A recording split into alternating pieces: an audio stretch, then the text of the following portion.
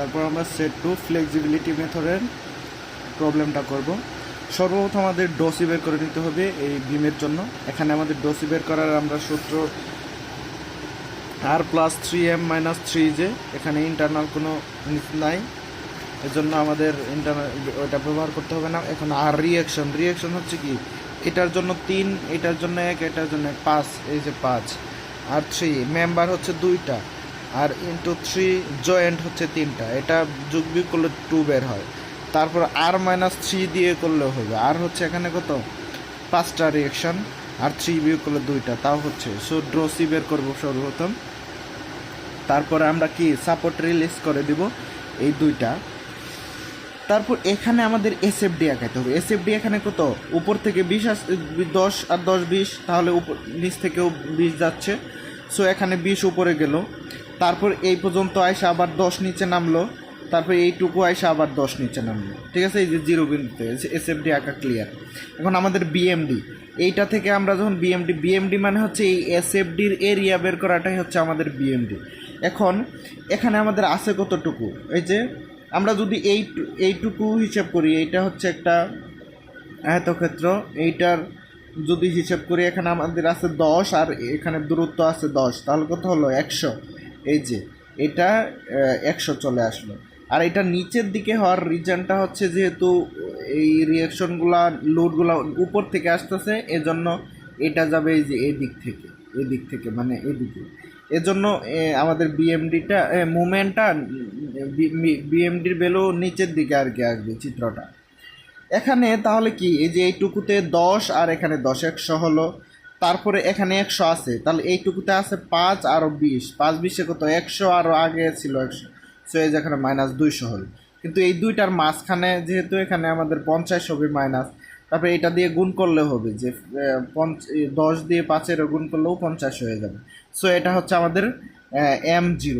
এখানে আমাদের যেখানে যেখানে সাপোর্ট ছিল সেখানে এক কিপ ফোর্স দিতে হবে। যে এইটাতে যদি আমরা এক কিপ ফোর্স দিই, সো এখানে আমাদের M1 এর জন্য এখানে এক কিপ ফোর্স দিলে, সো এইটুকুর দূরত্ব কত 10, 10 দিয়ে 1 রে গুণ করলে কত হচ্ছে 10 হচ্ছে। সো এই যে এখানে আমাদের কি 10 উপরে উঠলো এইটা।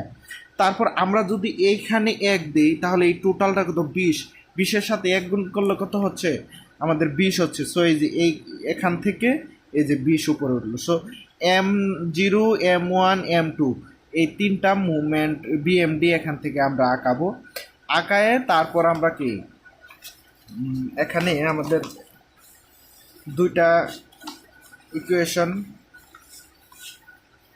এটা হচ্ছে আমাদের কি ডসি 2 এর জন্য ইকুয়েশন, এটা মুখস্থ থাকতে হবে। del01 তারপর del11 গুণন r1 প্লাস হচ্ছে del12 গুণন r2, del02 গুণন del21, তারপর কি r1 প্লাস হচ্ছে del22 গুণন r2 সমান 0। এইখানে আমাদের এইটা প্রত্যেকটা বের করার জন্য আমাদের কি এটাকে ইন্টিগ্রেশন করতে হবে। যে del01 কি আছে 0 আর 1 আছে, সো m1 m0 m1, তারপরে ei dx, তারপরে 02 m0 m2, মানে এখানে যেগুলো আছে এইটা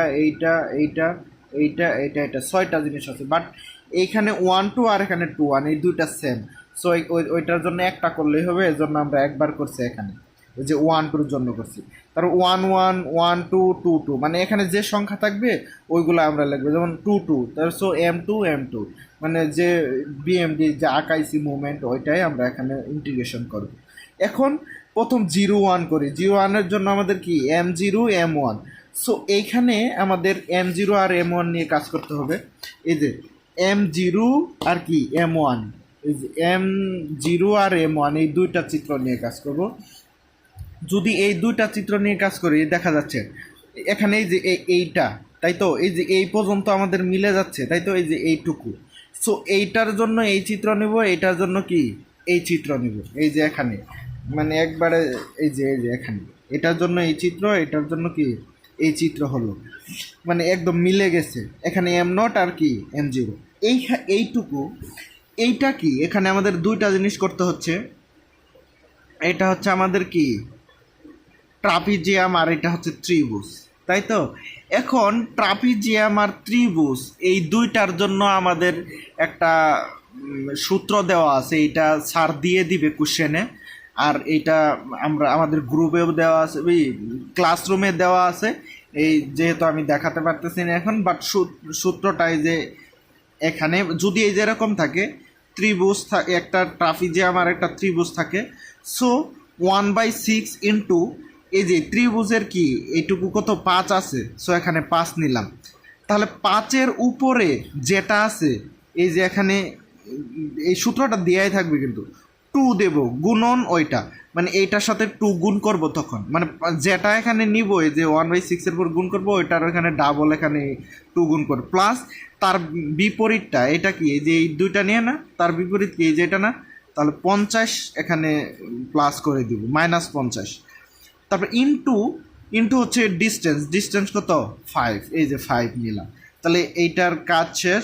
তারপরে প্লাস এখানে আমাদের কি আছে, এইটাতে আছে হচ্ছে আমাদের কি ট্রাপিজিয়াম, এটাও ট্রাপিজিয়াম, দুইটা ট্রাপিজিয়ামের জন্য আমাদের সূত্রটা মানে ওইখানে যেটা দেওয়া আছে ওইটা দুইটাই দেওয়া আছে প্লাস দিয়ে একটু বড় করে।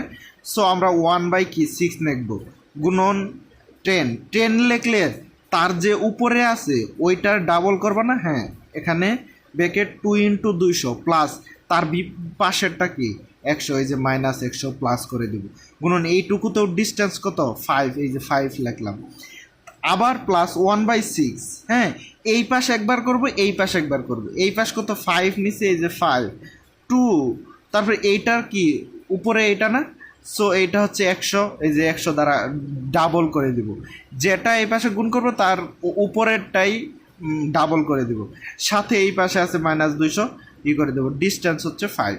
সো এইটুকুই হচ্ছে আমাদের এখানকার, এই সূত্রটা দেয়াই থাকবে, জাস্ট এখানে মান বসাইতে হবে, প্রসেস বুঝতে হবে, যেটা এখানে নিব তার উপরেরটা ডাবল করে পাশেরটা যোগ করে দিব, প্রসেস হচ্ছে এখানে। তারপর আমরা কি M1 এখান থেকে চিত্রে প্রথম পেজে গেলে দেখা যাবে কি M1 কি M1 আছে কি এই যে এইটা, সো এইটাই ডাবল হবে, এই চিত্রটা কি ডাবল করে দিব, এই যে এখানে আমরা কি এই চিত্রটাই ডাবল করে দিলাম। সো এইটার জন্য সূত্র হচ্ছে 1/3, তারপরে কি এই যে এইটা গুণন এইটা গুণন এটা, ডিস্টেন্স কত 10, এই যে এইটুকু, এটা ইজি। তারপরে M2 সো M2 নিব ওই সেম 1/3, 20 গুণন 20, এই 20 আর এইটুকুর দূরত্বটাও কত আছে 20 আছে, এই যে এইটা হবে রেজাল্ট। তারপর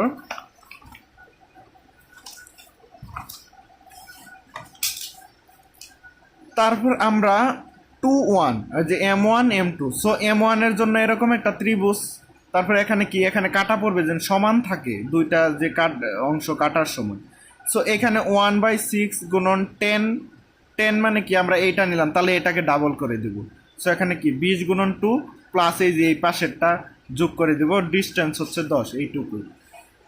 তারপরে 0-2 জন্য কি হবে M0 আর M2, এখানে আমাদের M0টা হবে এটা, M2 হচ্ছে এইটা, সো এইখানে আমাদের কয়টা হচ্ছে এই যে 1টা 2টা 3টা 4টা, মানে এই দুইটার সাথে সাদৃশ্য করব, এই দুইটার সাথে সাদৃশ্য করে একটা পাবো সূত্র পাবো ইকুয়েশন, আর এইটার সাথে একটা সূত্র দেয়া থাকবে।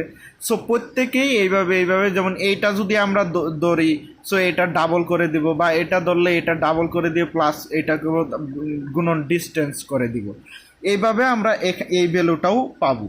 পাওয়ার পর ওই যে ইকুয়েশনটা দুইটা ছিল এখানে এই ভ্যালুগুলা বসাই দেবো, প্রত্যেকটা ভ্যালু বসানোর পর R1 আর R2 এই দুইটা ভ্যালু আমাদের অজানা, এই যে এখানে দেখা যাবে, সো এটা ক্যালকুলেটরে বসাইলে আমাদের R1 আর R2 ভ্যালু চলে আসবে। সো এইটুকু হচ্ছে আমাদের এখানকার মোটামুটি ম্যাথ, এইটুকু করলেই আপনি দিয়ে দিবে।